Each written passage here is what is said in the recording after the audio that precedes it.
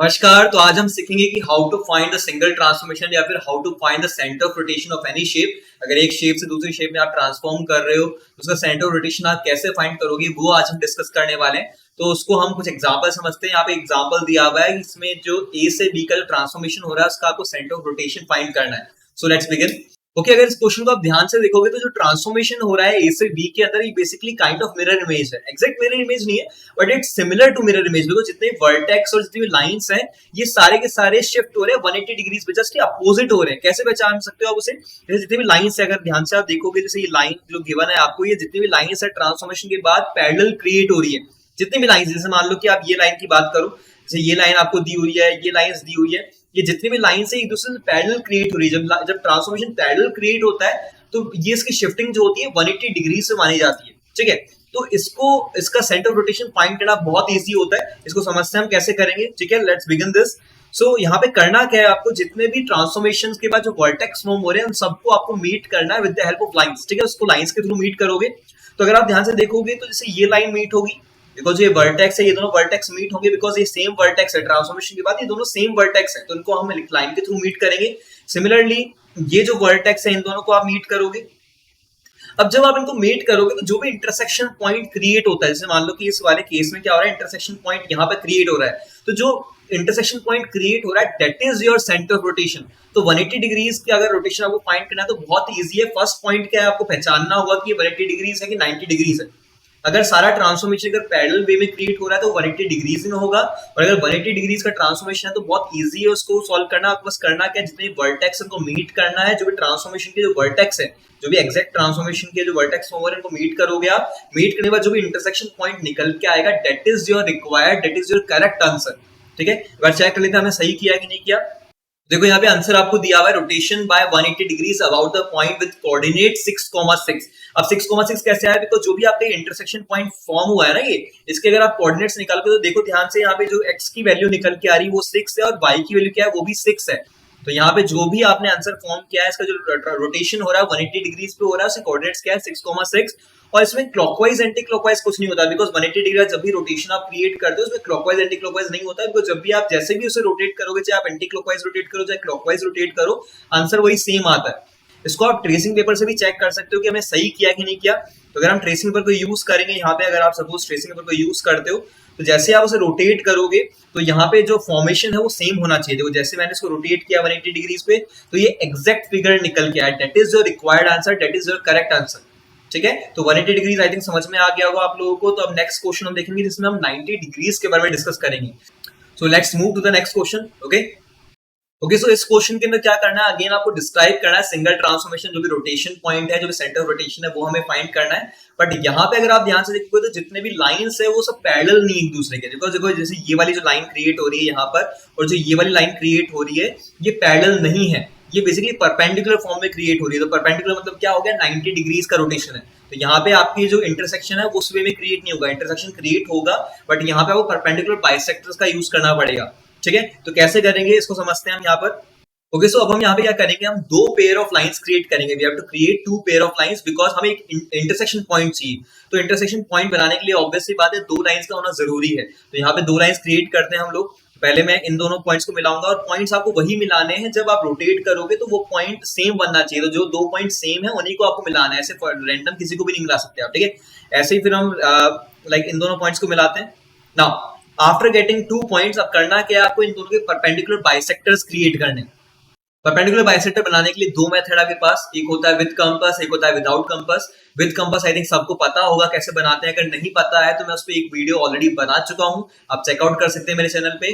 तो आज जो हम यहाँ मेथड डिस्कस करने वाले हैं, हम डिस्कस करने वाले हैं without the help of compass. ठीक है, तो without the help of compass कैसे करना है उसे देखते हैं हम यहाँ पे। तो यहाँ पे पहले हम बात कर रहे हैं फर्स्ट लाइन की। फर्स्ट लाइन कौन सी वाली लाइन है जिसमें हम बात कर रहे हैं, इस वाली लाइन की। तो यहाँ पे इस लाइन के सबसे पहले आपको कोऑर्डिनेट्स निकालने पड़ेंगे। जो भी वर्टेक्स जो आप मिला रहे हो दोनों, उनके वर्टेक्स के हम कोऑर्डिनेट्स लिखेंगे पहले यहाँ पर। तो फर्स्ट कोऑर्डिनेट जो है इसका वो यहाँ पे आएगा 11,10 ऑब्वियसली बिकॉज 11 x की वैल्यू है और 10 y की वैल्यू है। और इस वाले के कोऑर्डिनेट्स आएंगे 8,1। अब मिड पॉइंट कैसे निकालते हैं हम, दोनों की वैल्यूज को हम ऐड करते हैं। हम क्या करते हैं, हम x1 plus x2 divided by 2, similarly y1 plus y2 divided by 2। इस तरह सॉल्व करना है आपको। तो x1 की वैल्यू क्या है 11, प्लस x2 की वैल्यू 8 डिवाइडेड बाय 2 करना है आपको।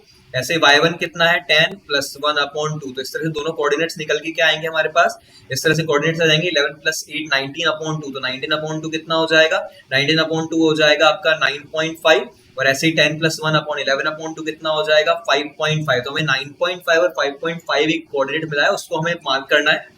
तो ये मार्क करने पे कहाँ आ जाएगा आपका, ये आएगा 9.5 5.5, ये यहाँ पर आएगा लगभग, ओके यहाँ कहीं आएगा, ठीक है 9.5 5.5 यहाँ पे आ जाएगा। अब आफ्टर दिस पहले हम बाकी इरेज कर देता हूँ जब तक।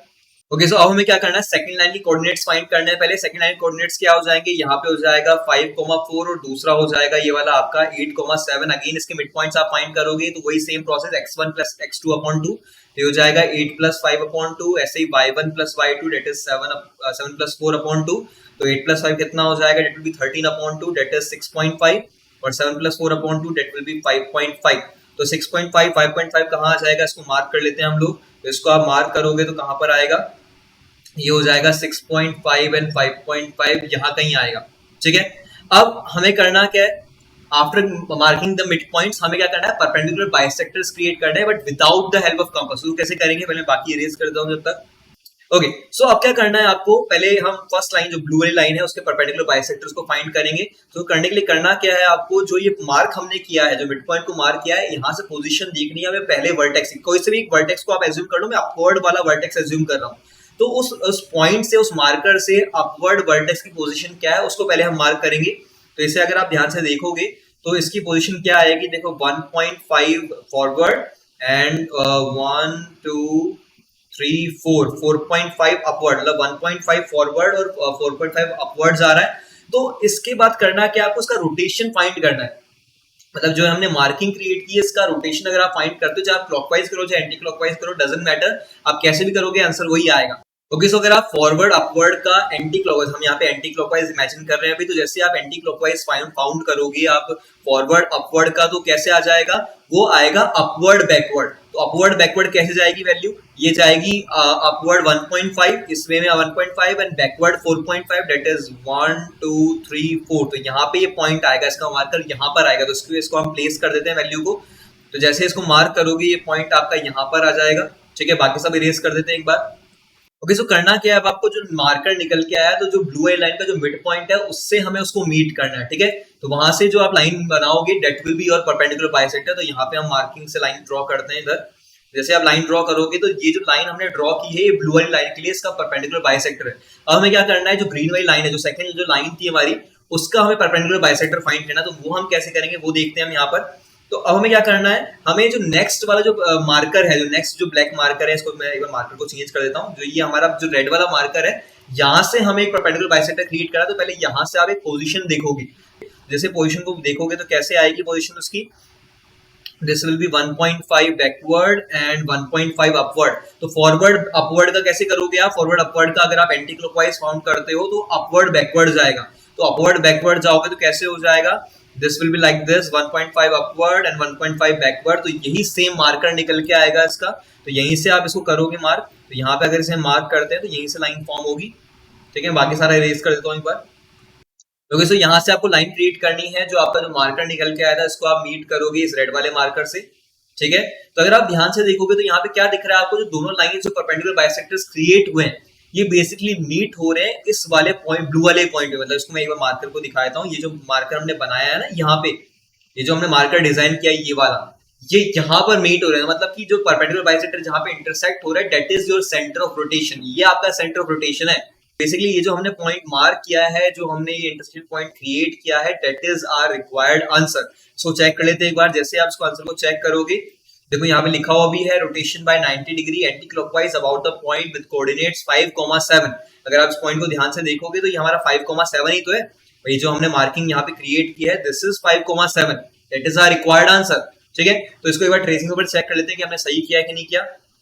तो जैसे आप ट्रेसिंग पेपर का यूज करोगे और हमें क्या करना है, इसको 90 डिग्री एंटी क्लॉकवाइज बनाना है, ठीक है। 90 डिग्री हम एंटी क्लॉकवाइज कर रहे थे, आपको पता होगा। जैसे आप 90 डिग्री एंटी क्लॉकवाइज मूव करोगे तो that is our correct answer. ठीक है, तो आई होप समझ में आ गया होगा कैसे किया। वापस रिवाइज कर लेते हैं। वही 180 डिग्री में हमने क्या किया, बस आपके इंटरसेक्शन पॉइंट्स को मिलाया, जो भी इंटरसेक्शन पॉइंट है that is our centre of rotation. But 90 degree में क्या करना होता है, वो परपेंडिकुलर बाइसेक्टर्स क्रिएट करने होते हैं। आफ्टर क्रिएटिंग परपेंडिकुलर बाइसेक्टर, जहां पे आपका पॉइंट मीट होता है, परपेंडिकुलर बाइसेक्टर है जहां पे इंटरसेक्ट होता है, that is our centre of rotation. तो next question is for you all.